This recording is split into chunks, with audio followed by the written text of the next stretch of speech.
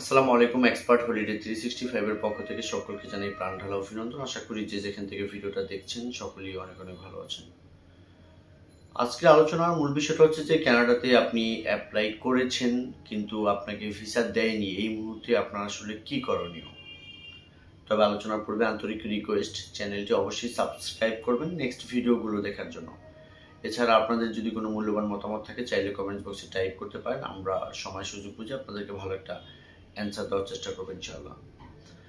বাংলাদেশ থেকে বর্তমান সময়টাতে যারা কানাডা ভিজিটর ভিসার জন্য অ্যাপ্লাই করে কিন্তু সবকিছু ঠিকঠাক থাকার পরও আপনি ভিসা পাননি, তাহলে আপনি কি করবেন?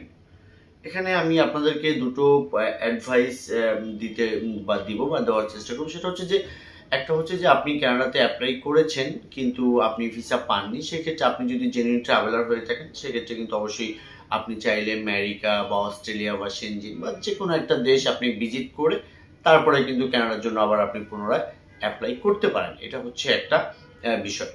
আরেকটা বিষয় হচ্ছে যে না, আপনাকে আসলে যে কোনো মুহূর্তে যে কোনো পরিস্থিতিতে আপনাকে কানাডাতে ইন করতে হবে, অথবা আপনার রিজনটা ওখানে খুবই স্ট্রং বা আপনার সবকিছু ঠিকঠাক তো আছেই, সেই ক্ষেত্রে আপনি অবশ্যই বর্তমান সময়টাতে রিঅ্যাপ্লাই করবেন। কারণ আমরা কিন্তু 7-8 মাস পূর্বে তখন কিন্তু রিঅ্যাপ্লাইয়ের জন্য কাউকে খুব বেশি সাজেস্ট করতাম না, বিকজ তখন বিচার চান্সটা খারাপ ছিল। এই কারণে কিন্তু আসলে একবার ডিক্লাইন যদি হয়ে যায় দ্বিতীয়বার কিন্তু আসলে বলতাম না যে এই সময়টাতে আপনি অ্যাপ্লাই করেন। কিন্তু কানাডার ক্ষেত্রে বিষয়টা টোটালি ব্যতিক্রম। আপনারা জানেন যে এরকম অনেক ফাইল হয়েছে যে আপনি আজকে ডিক্লাইন পেপার পেয়েছেন, আপনি আগামীকাল আবার সাবমিট করে সেখান থেকে কিন্তু অ্যাপ্রুভাল আপনি পেয়েছেন। এরকম অনেক ঘটনা কিন্তু ঘটেছে, এটা কিন্তু একদমই ক্লিয়ার।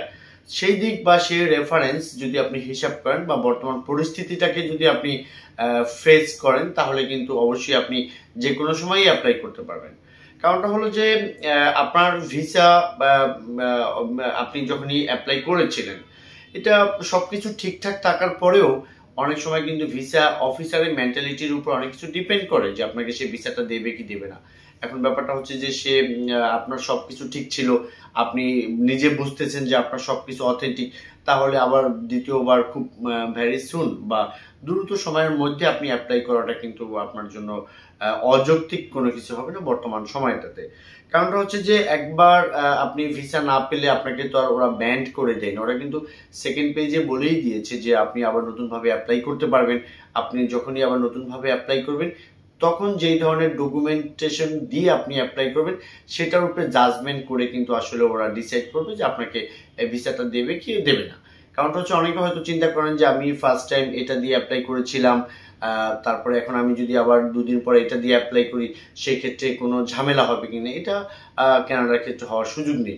আরেকটা বিষয় হচ্ছে যে আপনি কানাডাতে আপনি যখন অ্যাপ্লাই করবেন আপনাকে সেটা দেখতে হবে যে ফার্স্ট অ্যাপ্লাই যখন আপনি করেছিলেন তখন আসলে কোন রিজনে আপনাকে ওরা ডিক্লাইন করেছে, সেটা কি ফ্যামিলি টাইজ কিনা, অথবা আপনার 179 বি ধারা যেটা অ্যাভেলেবেল সবাইকে দেয় যে তারা আপনার প্রতি স্যাটিসফাইড না, অথবা আপনার পারপাস অফ ট্রাভেলটা ক্লিয়ার হয়নি, অথবা আপনি ওখানে গেলে আপনি বাংলাদেশে ব্যাক করবেন না, অথবা আপনার ফাইন্যান্সিয়াল অ্যাসেট এগুলো আসলে প্রবলেম আছে।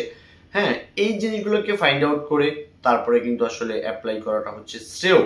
তবে সেটা যদি আপনি 2 দিন বা 4 দিনের ভিতরে ফাইন্ড আউট করে সুন্দর করে আপনি যদি অ্যাপ্লাই করতে পারেন, বিষয়টা খারাপ হচ্ছে না। এখন বর্তমান সময়টাতে আমরা বেসিক্যালি যেগুলো ভিসা পেয়েছি লাস্ট 2-3 সপ্তাহের মধ্যে, এগুলো কিন্তু ম্যাক্সিমাম ডিক্লাইন ফাইল ছিল।